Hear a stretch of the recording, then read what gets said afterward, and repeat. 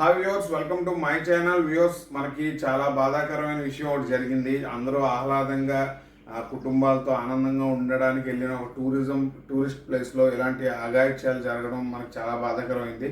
Plus ఒక 15 రోజుల క్రితమే నేను ఒక వీడియో చేశాను. ఏప్రిల్ ఎండింగ్ సెంట్రల్ గవర్నమెంట్ కానివ్వండి, సెంటర్లో కానీ కొన్ని విషయాల వలన ఇబ్బంది పడే రోజులు స్టార్ట్ అవబోతున్నాయని.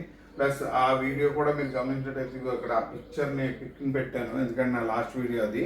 ఇందులో నేను బాగా ఇప్పుడు ఈ పాల్గామ్ అటాక్ కోసం మాట్లాడడానికి చేశాను. ప్లస్ ఎందుకంటే ఇదంతా మనం కంపల్సరీగా చింతించాల్సిన విషయం. ప్లస్ నేను ఇండియా మీద ఒక విషయం చెప్పడానికి ఈ వీడియోని డీటెయిలింగ్గా చేస్తున్నాను. ఇది జ్యోతిష్యాన్ని వ్యక్తిగతంగా మనం ఆలోచించే విధానం ఎలా ఉండాలనే విషయం చెప్తున్నాను. మీరు గమనించినట్టయితే రాహు శని ఒకే డిగ్రీస్లోకి వస్తూ ఉన్నారు. ఆల్మోస్ట్ ఇంచుమించు చాలా దగ్గరగా ఉన్నారని చెప్పాలి. 28వ తారీఖు అయితే కలిసే ఉంటారు కొన్ని రోజులు. ఇలాంటి విషయాల్లో శాపిత్ దోషం జరుగుతుందని. మరి శాపిత్ దోషానికి ఇప్పుడు జరిగిన సంఘటనకి ఇది ఈవెంటా శాపిత్ దోషం అనేది నేను మీకు వివరిస్తాను. ఎందుకంటే ఇది ఈవెంట్ కాదు, ఇది ఒక శాపిత్ దోషం అని నేను మీకు ఒక ఎగ్జాంపుల్ వేసి చెప్తాను. భారతదేశానికి శ్రీలంకతో కానివ్వండి, బంగ్లాదేశ్తో కానివ్వండి, చైనాతో కానివ్వండి, నేపాల్తో కానీ, పాకిస్తాన్తో కానీ సత్సంబంధాలు సమంగా లేవు, పక్కాగా చూడొచ్చు. అంటే నేను లాస్ట్ టైం కూడా మీకు చెప్పాను, BVU అనే లెటర్స్కి రాబోయే రోజుల్లో గడ్డి కాలం లాంటిదని. ఇప్పుడు మీకు ఆ విషయం అర్థమైంది. శని గోచారానికి ముందు చెప్పాను. ప్లస్ నేను ఇంకోటి ఏంటంటే నా విషయంగా నేను రీసెర్చ్ చేసిన విషయాలు చెప్తున్నాను. ఇప్పుడు మనం ఫ్యూచర్లో ఒక పెద్ద వ్యవస్థగా ఏర్పడినప్పుడు కూడా లోకల్లో అంటే ఈ భారతదేశం లోపల ఏం జరుగుతుంది, ఎలాగ దీనికి కౌంటర్స్ ఉంటాయనే విషయాన్ని మీకు విశ్లేషిస్తాను. ఇప్పుడు మీరు మన నా టెర్మినాలజీలో అంటే నా టెర్మినాలజీలో ఇప్పుడు నేను ఒక ఇంట్లో ఉంటున్నాను. నా ఇంటి నుంచి ఒక స్ట్రీట్ ఉంది, ఒక వీధి. ఆ వీధిలో నాకు పక్కింటోడితో, ఎదురింటోడితో, ఆ వీధి చివరోడితో అందరితో గొడవలు ఉన్నాయనుకోండి. నాకు పక్క వీధిలో కనీసం లక్షల కొద్ది బలగం ఉన్నటువంటి వ్యక్తులు, శక్తులు అన్నీ ఉన్నాయి. కానీ ఇప్పుడు ఈ వీధిలో ఉన్న వాళ్ళ వల్ల నాకు ఎక్కువ ప్రమాదం జరిగే ఆస్కారం ఉంటుంది తప్ప పక్క వీధిలోంచి వచ్చి నా మీద అటాక్ చేయడానికి అవసరమైతే వీళ్ళే సపోర్ట్ అవ్వాలి, లేదంటే వీళ్ళతోనే సత్సంబంధాలు నాకు కరెక్ట్గా ఉండాలి. కానీ ఇండియాలో అలా లేదు. మీరు గమనించినట్టయితే గత 10 ఏళ్లలో అది లేదు. ఏ దేశంతో సత్సంబంధాలు లేదు. మన చుట్టూ ఉన్నాయి. మనం ఎదుగుతున్నాం, వీళ్ళందరూ దరిద్రంలో ఉంటున్నారు. పక్క దేశాలన్నీ కూడా దరిద్రంలోకి వెళ్ళిపోతూ ఉన్నాయి. ఇలాంటి దరిద్రంలోకి వెళ్ళిపోతున్నప్పుడు భారతదేశం ఫ్యూచర్ ఏంటి? మనం బుక్స్లోనూ మీడియాలో చెప్పుకోవడానికి తప్ప దేనికి పనికిరాని ఫ్యూచర్ అయిపోద్ది. ఇది నాకు ఎవరేమనుకున్నా కూడా అనవసరమైన విషయం కాబట్టి నేను జ్యోతిష్యం పాయింట్లో చెప్తున్నాను. ఇప్పుడు B అనే లెటర్ కలిగినటువంటి భారత్ని మార్చారు కదా. ఇప్పుడు ప్రతిసారి నేను ఒక విషయం అడుగుతాను ఫ్రెండ్స్, మీ పక్కన ఉన్నోడు మీకు వెన్నుపోటు పొడగలడా? ఎక్కడో కూర్చున్నాడు మీకు వెన్నుపోటు పొడవడానికి ఆలోచించి ప్రయత్నించినా కూడా ఎంతో కొంత ప్రొటెక్ట్ అవ్వచ్చు. కానీ ఎక్కడో పొడిస్తే మనం తట్టుకోలేము. కానీ ఇంకో మాట చెప్తాను, ఇప్పుడు భారతదేశంలో ఉన్న ఎకానమీ కానివ్వండి, మనకు ఉన్నది కూడా చాలా ఫెచ్చింగ్, చాలా గొప్ప స్థాయిలో ఉన్నాం. అందులో నో డౌట్. మనం ఆస్ట్రాలజీలో కూడా నేను శాపిత దోషం అని చెప్పాను. శాపిత దోషం అంటే ఒక మాట చెప్తాను ఫ్రెండ్స్.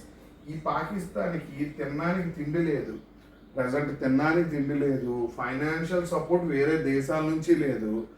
రీసెంట్గా పక్క దరిద్రంలో ఉందన్నమాట. ఈ దరిద్రంలో ఉన్న దేశం బాగున్న దేశంతో ఇలాంటి ఉగ్రవాద చర్యలు చేసినప్పుడు వాళ్ళకి మేలు జరుగుతుందో నష్టం జరుగుతుందో వాళ్ళ ఇంగిత జ్ఞానాన్ని వదిలేద్దాం.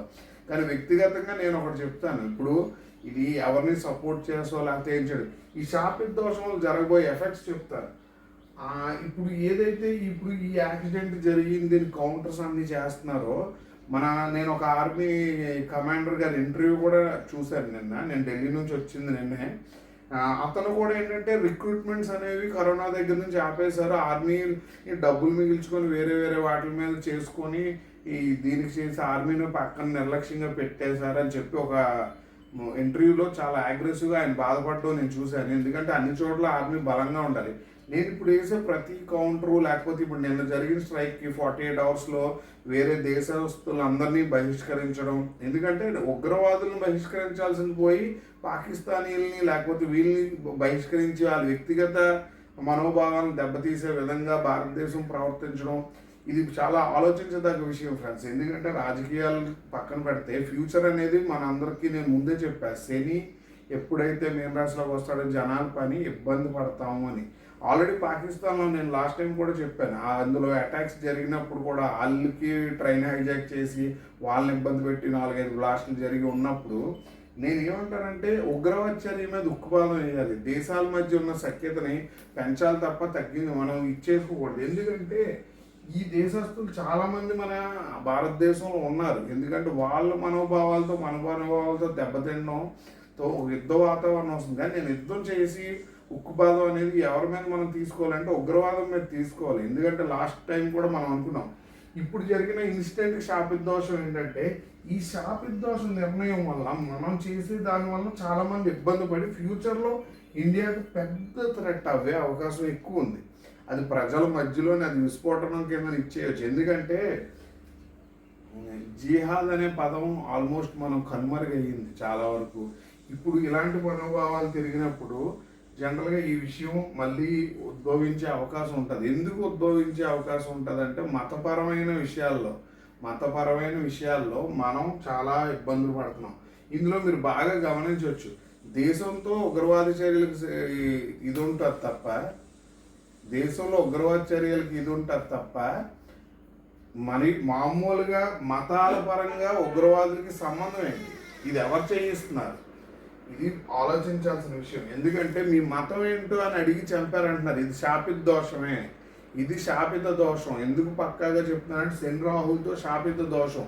హిందువుల నుంచి టార్గెట్ చేస్తున్నారా భారతీయులను చేస్తున్నారా అనే విచక్షణ ఆలోచించాల్సిన సమయం వచ్చింది. ఏ విషయాన్ని బిగించాలనుకుంటున్నారు చుట్టుపక్కల దేశాలని, మన ఫ్యూచర్ ఏంటి, వీళ్ళు తర్వాత మనం చేస్తున్న దానికి యుద్ధాలకి దారితీస్తుంది. యుద్ధం దారితీస్తే ప్రతిదీ కూడా మన లైఫ్లో గమనిస్తే ఈ శని రాహుల్ శాపిత దేశం అంటే విదేశాలకు సంబంధించిన దాన్ని కూడా మనం ఏం రాసి మన శాస్త్రంలో చెప్తాం. అంటే సముద్రాన్ని, సముద్ర తీర అవతల ఉండే ప్రాంతాలను కూడా నేను డీటెయిల్గా ఇంతలా చెప్పడానికి నేను ఎందుకు ఇంత హెసిటేట్ అవుతున్నానంటే ఫ్యూచర్ చాలా భయంకరమైన రోజులు రాబోతున్నాయని ఇన్సిడెంట్తో ట్రిగర్ అయ్యింది. రేపు రాహు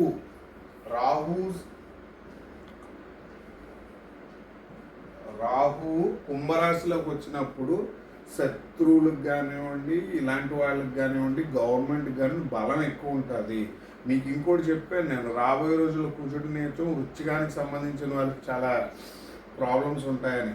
ఇది మోడీ గారికి చాలా పెద్ద ప్రాబ్లం, అందులో అసలు నో డౌట్ అనమాట. ఎందుకంటే ఇప్పుడు గవర్నమెంట్ ఆల్మోస్ట్ దిగి ఈరోజు అమెరికా ఆర్మీతో కానీ అన్నిటితో కూడా తీసుకొని ఉంటాడు బలమైన నిర్ణయం. ఇందులో మీకు క్లియర్ కట్ ఒక పాయింట్ చెప్తాను. ఈ పాయింట్ ఏంటంటే మనం అర్థం చేసుకోవడానికి రాహు కుంభంలోకి వెళ్తే చాలా బలస్తుడు. అంటే మనం తప్పు చేసి రెక్టిఫై చేసుకోకపోతే రాహు కొట్టే దెబ్బ చాలా దారుణంగా ఉంటుంది.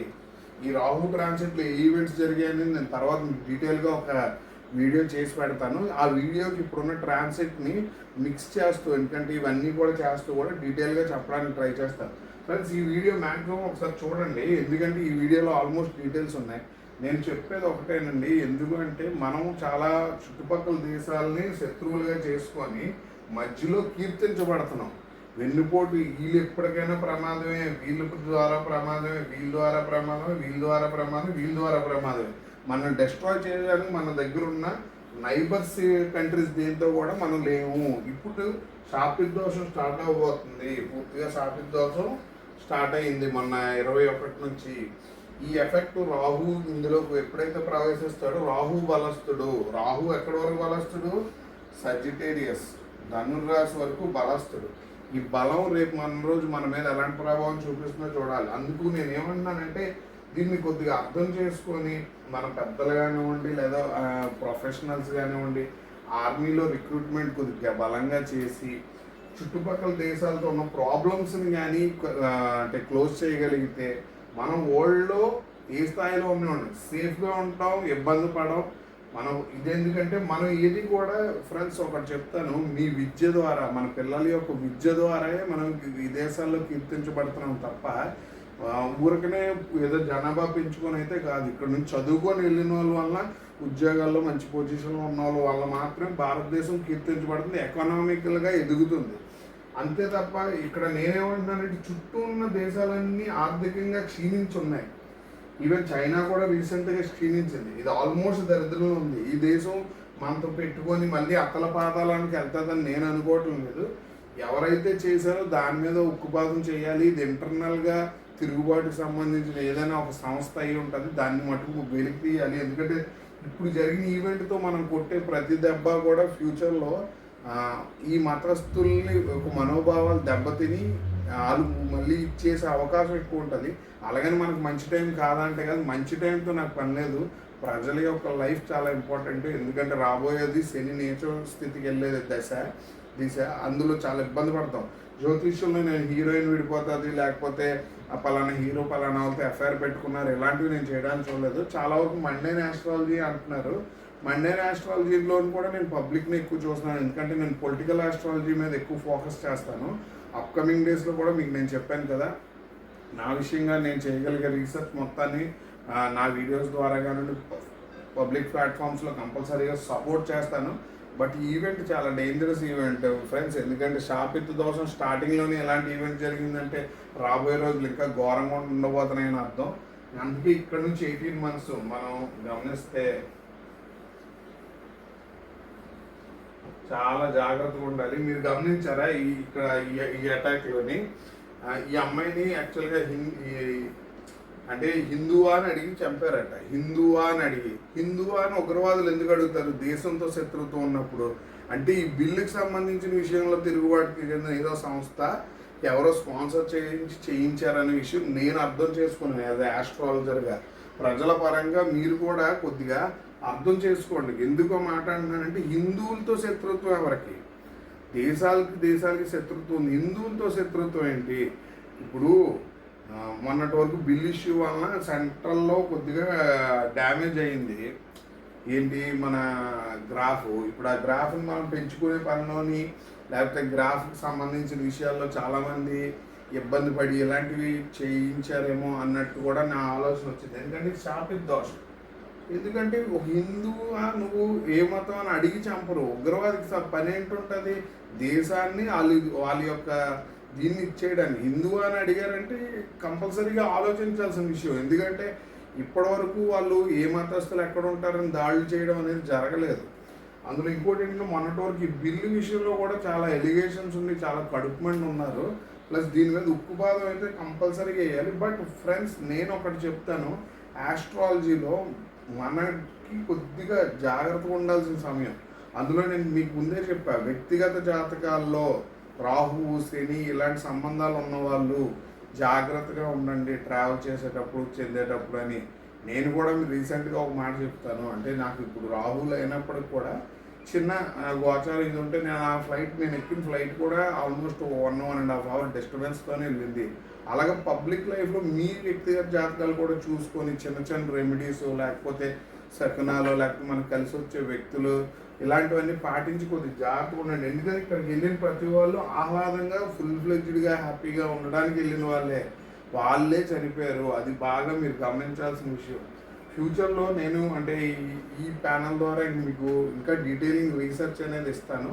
ఎందుకంటే నేను ఆల్మోస్ట్ దీని మీద ఈ రీసెర్చ్ కోసం నేను ఆల్మోస్ట్ ఇంకా ఇన్వెస్ట్ చేస్తున్నాను. ఎందుకంటే డేటా అనేది చాలా ఇంపార్టెంట్. ఫర్దర్ డేటా తీసుకోవడం చెప్పడానికి బాగుంటుంది. మీరు గమనిస్తే ఇండియాలో ఉండే వాళ్ళందరికీ జాగ్రత్తగా ఉండాల్సిన సమయం అని నేను మొన్నటి నుంచి చెప్తున్నాను. శాపిత్ దోషం టైంలో జాగ్రత్తగా ఉండండి. ప్రతి ప్లేస్కి వెళ్ళేటప్పుడు 1-2 సార్లు మీ దశలను అయితే చెక్ చేయండి. చేయకుండా వెళ్ళొద్దు. ఫ్యామిలీలో అందరూ చూసుకోండి. ఎందుకంటే పెను ప్రమాదాలు విస్ఫోటనాలు ఇవన్నీ జరుగుతాయని లాస్ట్ ఇయర్ నుంచి చెప్తున్నాను. అలాగే ప్రకృతి వైపరీత్యాల కోసం చెప్తున్నాను. ఇంకో చిన్న విషయం ఇందులోనే చెప్తాను.